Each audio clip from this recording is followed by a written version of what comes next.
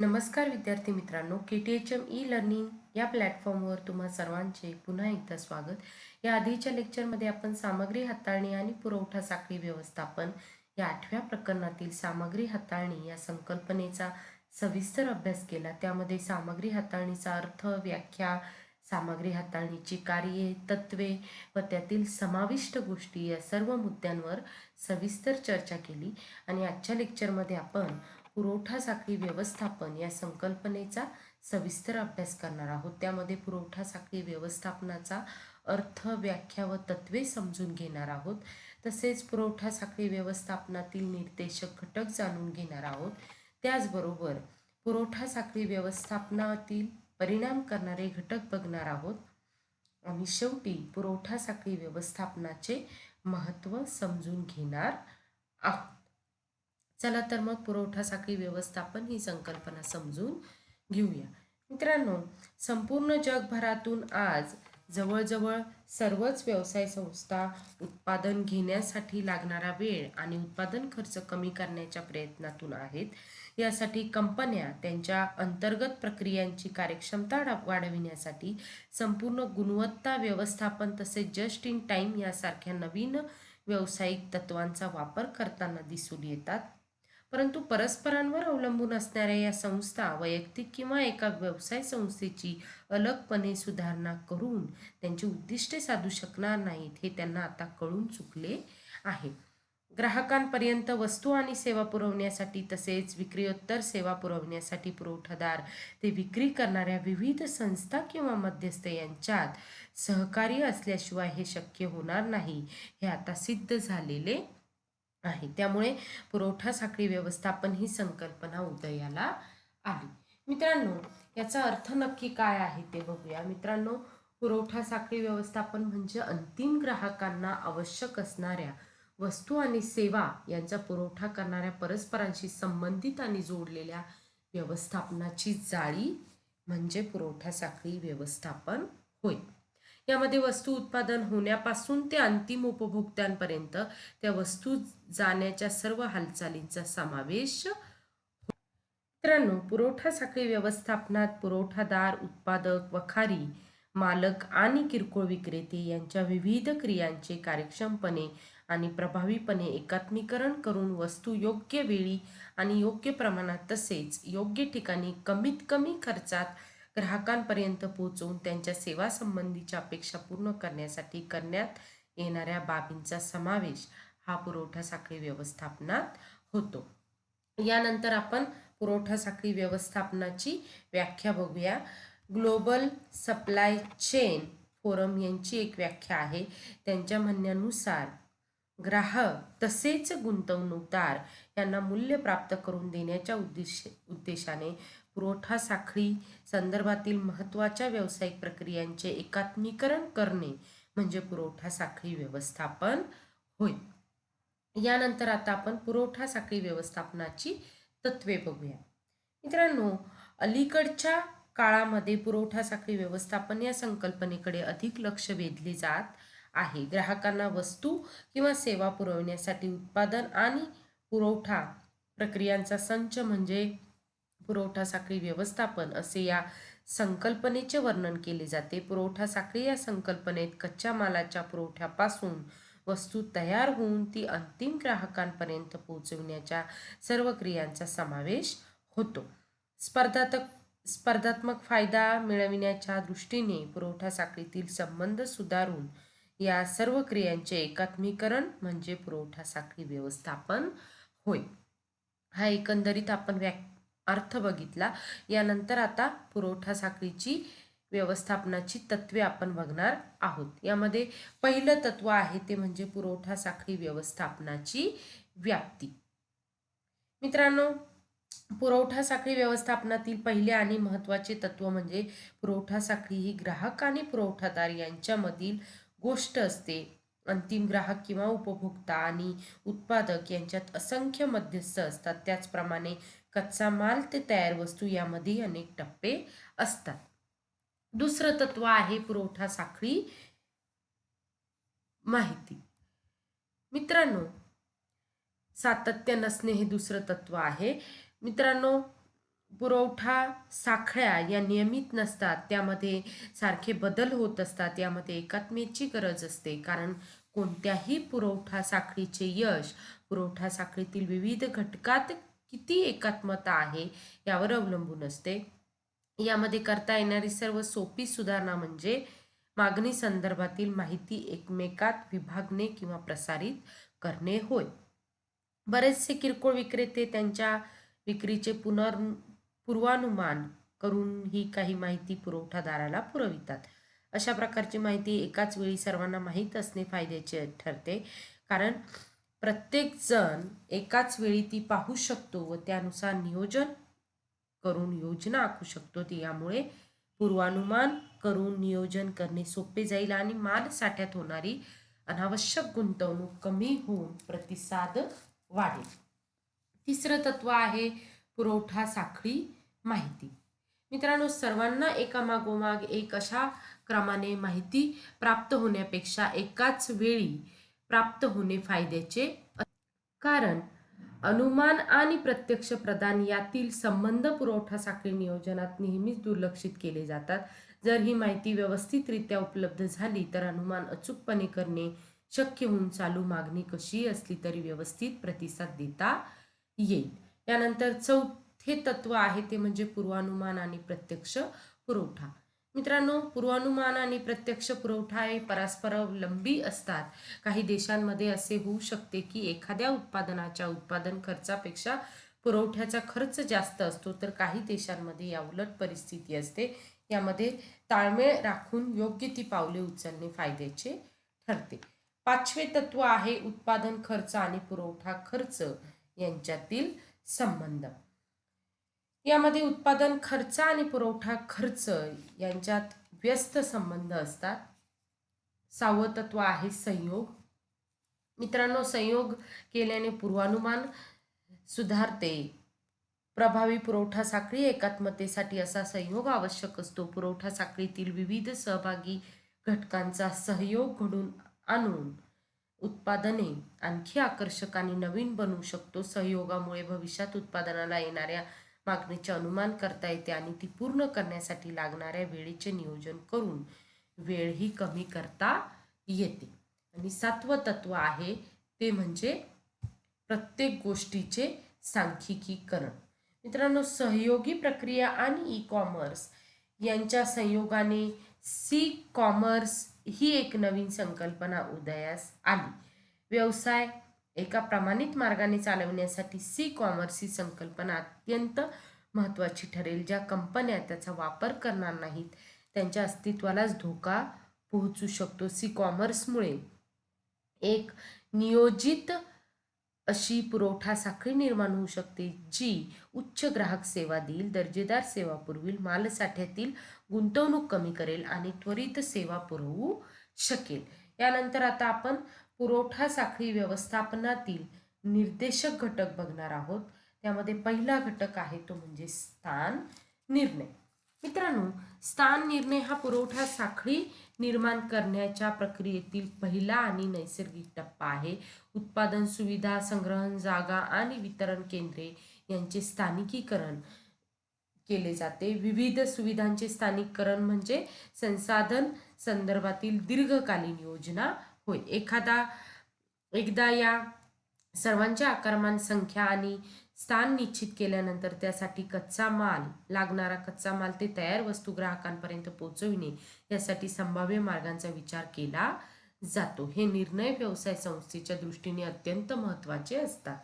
दुसरा आहे उत्पादन निर्णय.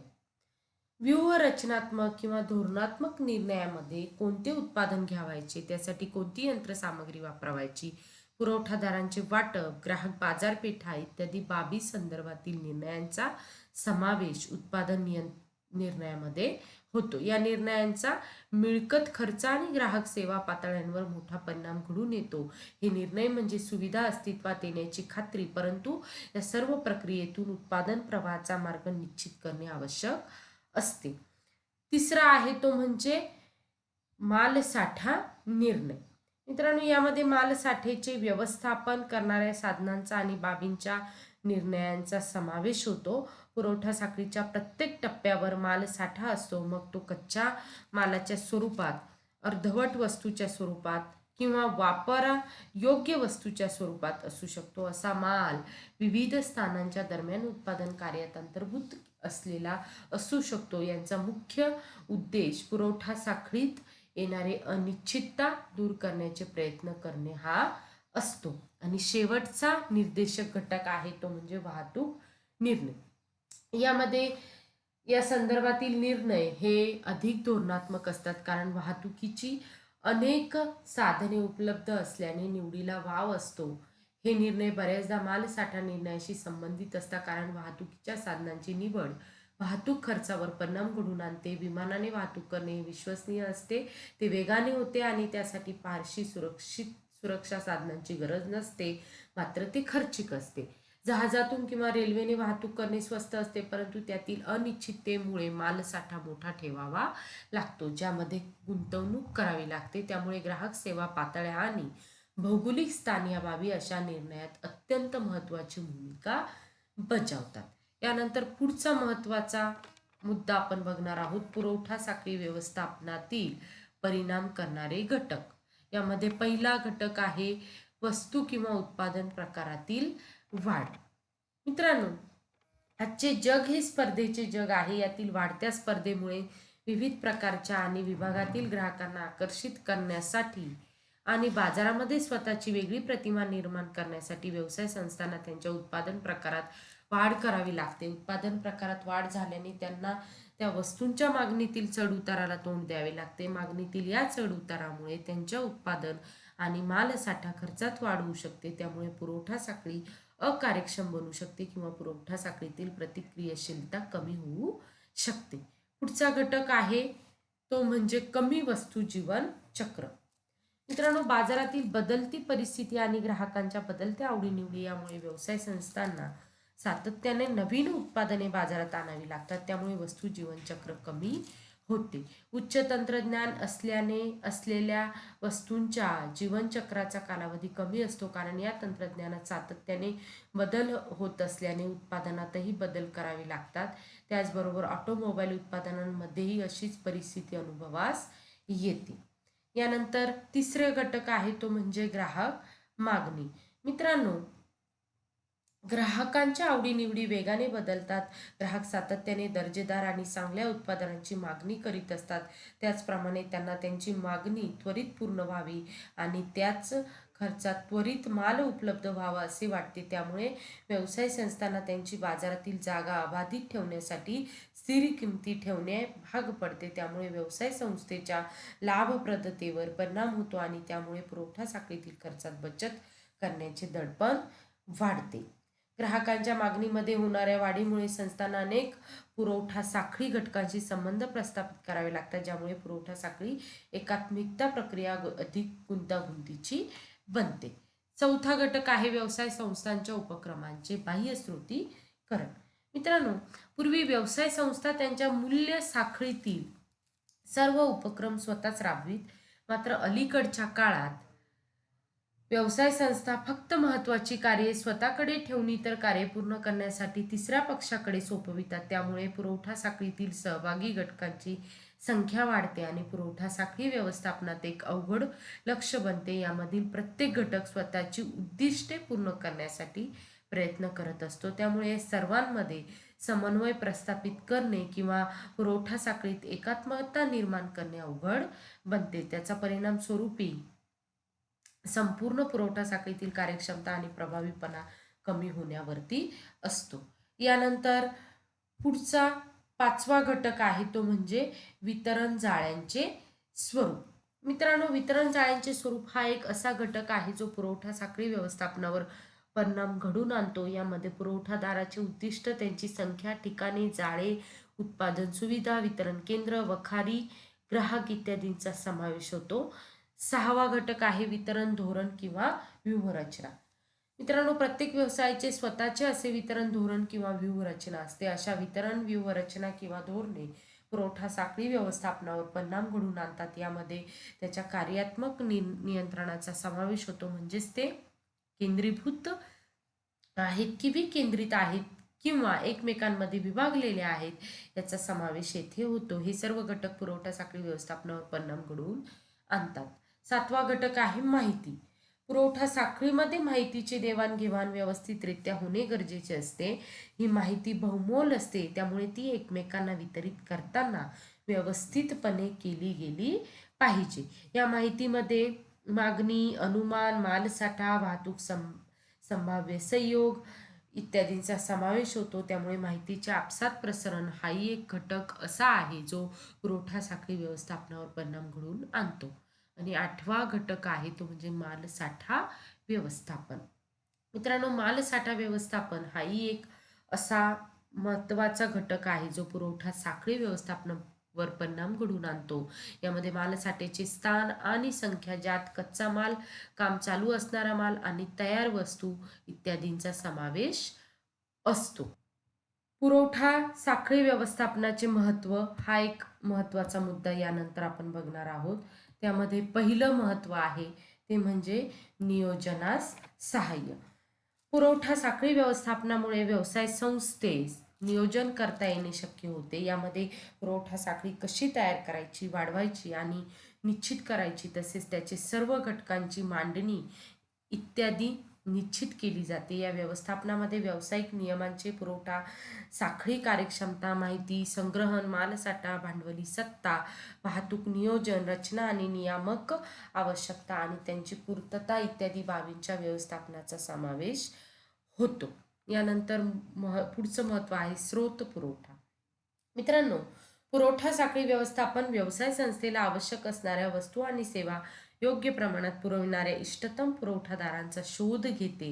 वस्तू किंवा सेवा यांची देवाणघेवाण, त्यांची प्राप्ती, तपासणी आणि हस्तांतरण, तसेच किमतीचे प्रदान इत्यादी संदर्भात हे व्यवस्थापन वेळापत्रक तयार करते. हे व्यवस्थापन पुरवठ्याचे स्रोत शोधतात. व्यावसायिक नियमांचे व्यवस्थापन केले जाते. पुरवठादारांची कार्यक्षमता तपासली जाते आणि माहिती ठेवली जाते. त्याचबरोबर मालसाठा, भांडवली सत्ता, येणाऱ्या वस्तू, पुरवठा जाळे, आयात निर्यात, आवश्यकता आणि पुरवठादार करार इत्यादींचे व्यवस्थापनही केले जाते. तिसरं महत्त्व आहे सामग्री प्रदान किंवा वितरण. मित्रांनो, पुरवठा साखळी व्यवस्थापन विविध खात्यांमध्ये सामग्रीचे प्रदान किंवा वितरण करते. या व्यवस्थापनामध्ये प्रत्येक विभागाच्या आवश्यकता इथपासून त्यांची उपलब्धता, खरेदी, वाहतूक, संग्रहण आणि पुरवठा इत्यादी अनेक पायऱ्या पूर्ण करण्याच्या दृष्टीने व्यवस्थापन केले जाते. हे व्यवस्थापन सामग्रीचे वितरण, व्यवसायांचे नियम, कार्यक्षमता, माहिती, तयार माल संग्रह, भांडवली मत्ता, वाहतूक, वस्तू जीवनचक्र आणि आयात निर्यात बाबी इत्यादींचे व्यवस्थापन करते. चौथं महत्त्व आहे विश्वास आणि संयोग यांच्यात वाढ. मित्रांनो, पुरवठा साखळीतील सर्व सहभागी घटकांमध्ये विश्वास निर्माण करणे आणि त्यांच्या संयोग घडवून आणून सहकार्य निर्माण करणे हे पुरवठा साखळी व्यवस्थापनाचे महत्त्वाचे काम आहे. अशा प्रकारे हे व्यवस्थापन मालसाठा, उपलब्धता आणि तिचा वेग यामध्ये सुधारणा घडवून आणते. त्यामुळे अधिकाधिक क्षमता प्राप्त करता येते आणि लवचिक बनते. 5वं महत्त्व आहे पुरवठा आणि मागणी व्यवस्थापनाची एकात्मता. पुरवठा साखळी व्यवस्थापन पुरवठा आणि मागणी यांच्यात एकात्मता किंवा संतुलन निर्माण करते. यामध्ये वितरण मार्गातील विविध घटकांमध्ये समन्वय आणि संयोग यांचा समावेश होतो. हे घटक म्हणजे पुरवठादार, मध्यस्थ, सेवा पुरविणारे, तिराहित पक्ष आणि ग्राहक यांचा समावेश होतो.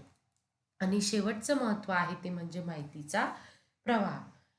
मित्रांनो, पुरवठा साखळी व्यवस्थापन हे एक प्रकारचे पुरवठाशास्त्र आहे. यामध्ये सहभागी असणाऱ्या सर्व घटकांमध्ये माहितीचे प्रसरण योग्य प्रकारे झाले पाहिजे. संपूर्ण कार्यक्षमतेच्या दृष्टीने आवश्यक असणारा पुरवठा साखळीतील विविध सदस्यांमध्ये दुवा साधण्याचे आणि माहितीचा प्रवाह अखंड ठेवण्याचे काम पुरवठा साखळी व्यवस्थापनाकडून केले जाते. ही माहिती म्हणजे पूर्वानुमान करण्यासाठी आवश्यक असणारी मागणी आणि विक्री या संदर्भातील माहिती किंवा नातील प्रगती किंवा एखाद्या आदेशाची स्थिती किंवा मालसाठा उपलब्धता इत्यादी संबंधीची असू शकते. अशा पद्धतीने आज आपण पुरवठा साखळी व्यवस्थापनाचा अर्थ, व्याख्या तसेच विविध तत्वे समजून घेतली. त्याचबरोबर पुरवठा साखळी व्यवस्थापनातील निर्देशक घटक जाणून घेतले.